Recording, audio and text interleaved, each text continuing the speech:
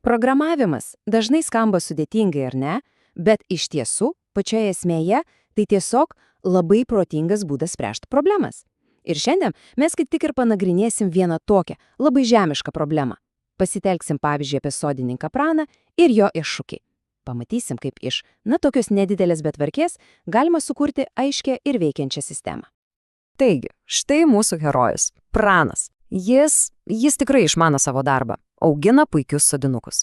Bet va, artėja didelė mugė. Ir jo užrašų knygelė, įsivaizduokim, pilna skaičių, matavimų, jie jam kelia daugiau galvos skausmo negu naudos. Jam skubiai reikia kažko sistemos. Gerai, tai koks tas Prano iššūkis? Iš esmės viskas paprasta.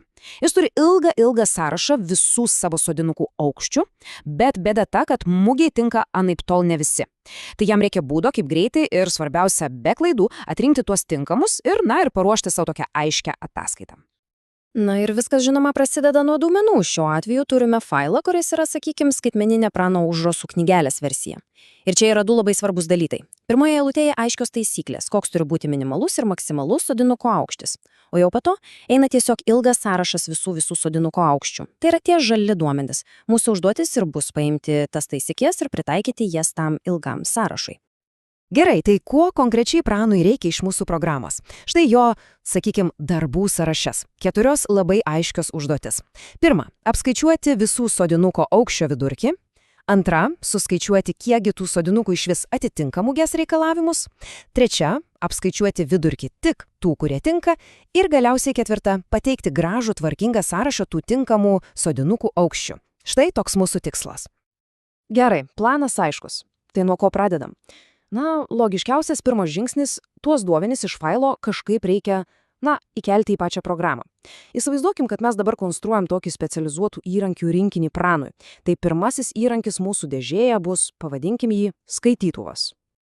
Programavimo kalba toks įrankis yra vadinamas funkcija. Ir šios konkrečios funkcijos, kurią pavadinom skaityti duomenis, darbas yra, labai specifiškas ir paprastas. Ji tiesiog atidaro tą failą, pasiema taisyklės iš pačios pirmos eilutės, o tada visus likusius skaičius sudeda į atskirą didelį sąrašą. Viskas. Tiek ji ir tą daro. Paprasta, aišku ir atlieka vieną konkrečią užduotį. Puiku. Duomenys jau programos viduje. Koks kitas loginis žingsnis? Aišku, kad atranka. Reikia kažkaip atskirti grūdus nuo pelų, tai yra tinkamus sodinukus nuo netinkamų. Vadinasi, į savo įrankių dėžę dedamės antrą įrankį. Pavadinkim jį, rūšiuotuvu.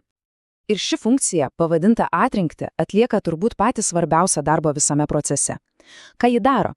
Ji ima tą didžiulį pirminį sodinuko aukščių sąrašą, eina per kiekvieną iš jų ir jeigu sodinukas atitinka mugės taisyklės, ji jį perkelia į naują, jau trumpesnį, sakykim, išrinktųjų sąrašą. Ir dabar, manau, pati įdomiausia dalis.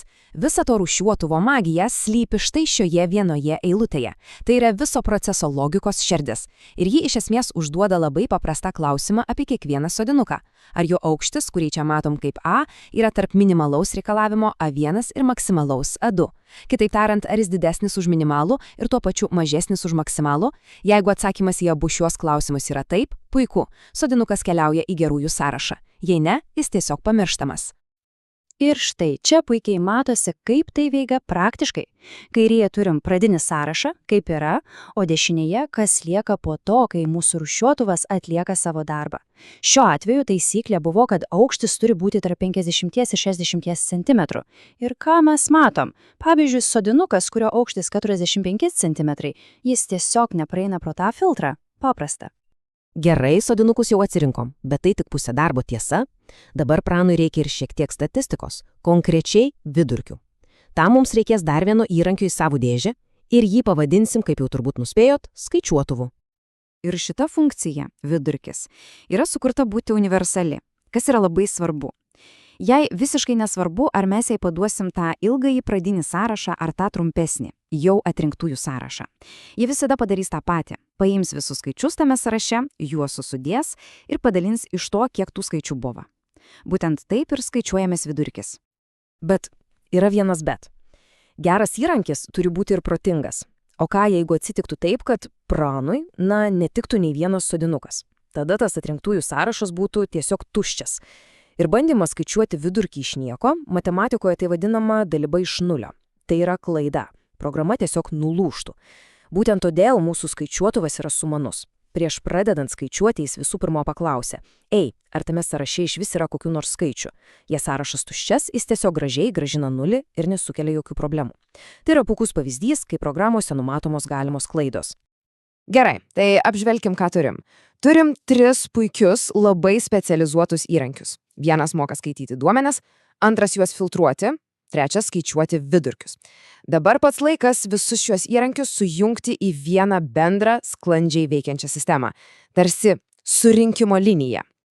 Programavimą tokį proceso vadovą arba dirigentą dažniausiai vadiname pagrindinę, main funkciją. Ir jos darbas yra ne pačiai atlikti užduotis. Ji veikia labiau kaip cecho viršininkas arba darbų vykdytojas. Ji pati neina skaityti failų ar skaičiuoti vidurkių, bet ji tiksliai žino, kokią tvarką reikia iškviesti kitus įrankius, kad darbas būtų atliktas. Ir štai kaip atrodo ta darbo eiga, kurią ir valdo mūsų darbų vykdytojas. Viskas vyksta labai metodiškai, žingsnis po žingsnio. Pirmiausia, iškviečiam skaitytuvą, kad gautume duomenis. Tada iškviečiam rūšiuotuvą, kad atfiltruotume sąrašą. Trečias žingsnis, tas pats saugiklis, apie kurį kalbėjom, patikrinam, ar po filtravimo iš vis kažkas liko. Jeigu taip, tuomet 4 žingsnis, kviečiam skaičiuotuvą, kad jis atliktų savo magiją. Ir galiausiai 5 žingsnis, visus gautus rezultatus gražiai išsaugom į ataskaitos failą. Logiška, nuoseklu ir efektyvu. Na ir po visos šios surinkimo linijos darbo, po visų šių žingsnių, kasgi lieka? Ogi lieka pats svarbiausias dalykas – rezultatas. Tas momentas, kai visa mūsų sukurta sistema pagaliau duoda apčiuopiamą, realią naudą. Štai jis. Tvarkingas, aiškus tekstinis failas, jame yra viskas, ko pranui reikėjo nuo pat pradžių. Kiekviena eilutė tai atsakymas į vieną iš tų 4 pradinių užduočių. Jokių rankinių skaičiavimų, jokios netvarkos, jokių abejonių. Tiesiog tikslus, aiškus duomenys paruošti tiesiai mugiai. Misija įvykdyta, problema išspręsta. Ir visa ši istorija mus atveda prie pačios svarbiausios minties. Matot, programavimas tai nėra kažkokių magiškų komandų rašymas, tai yra menas skaidyti didelės problemas į mažas valdomas dalis. Mes juk nepuolėm spręsti visko vienu ypu, ne. Mes ramiai suskaidėm prano iššūkį į logiškas dalis. Duomenių nuskaitimas, jų atranka, skaičiavimai. Ir kiekviena iš tų daliems sukūrėm po atskirą specializuotą įrankį. Šita strategija dažnai vadinama skaidyk ir valdyk ir yra viso gero efektyvaus programavimo pamatų pamatas. Ir pabaigai tai palieka mūsų tokių pamąstymų.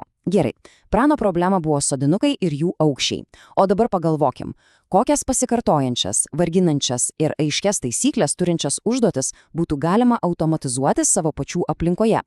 Galbūt tai receptų ingredientų kiekio perskaičiavimas, kai keičiasi porcijų skaičius, o gal mėnesio išlaidų suvedimas į kategorijas. Idėjų gali būti begalė. Svarbiausia, kad principas, kurį aptarėm, išlieka lygiai toks pats.